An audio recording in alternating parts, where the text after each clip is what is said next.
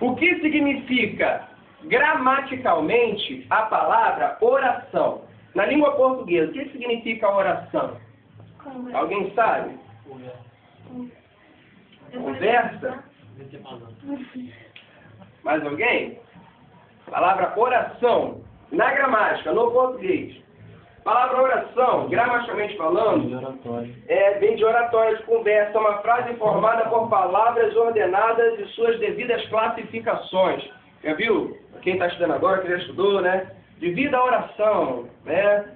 Aí tem vários tipos de você ter oração coordenada sindética, tem vários tipos de você pode dividir a oração pela morfologia ou pela sintaxe, né? E você pega lá o sujeito da oração, você pega o objeto direto, ou então você pode dividir, também tem o verbo no meio da oração, tem vários modos de você dissecar uma oração, de você dividi-la, isso é uma oração na língua portuguesa.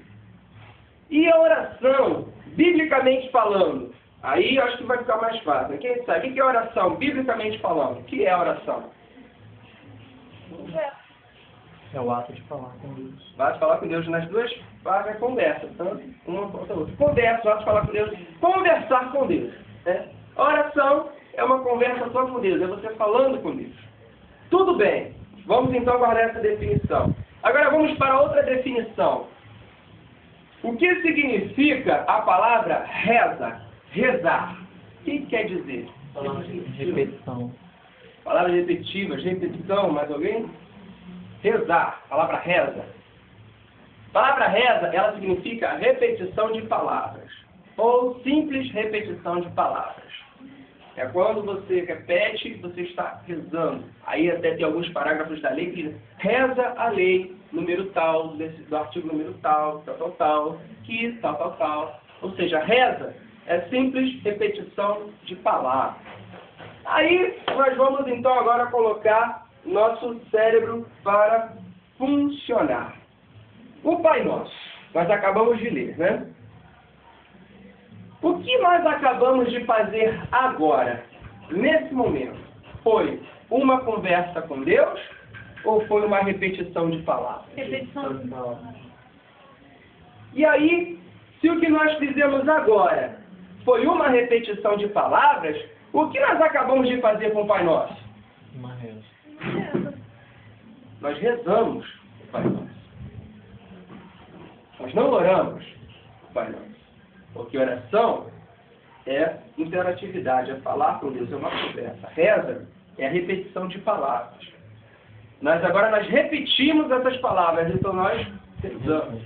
E Jesus ele fala uma coisa sobre a reza. Aqui capítulo 6, ainda que nós estamos, no versículo de número 7. Capítulo 6, nós estamos lendo o versículo número 7. Jesus ele fala assim sobre a reza.